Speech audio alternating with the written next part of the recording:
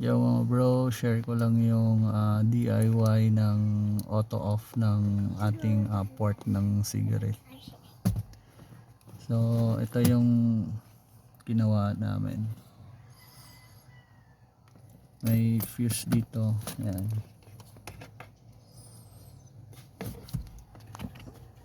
$15 amperes. Tapos ito yung ignition switch. Ayan. Tapos yun yung fuse ng cigarette.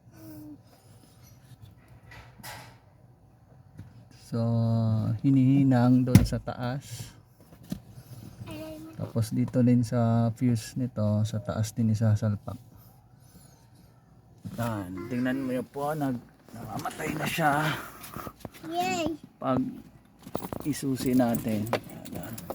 This is where kita.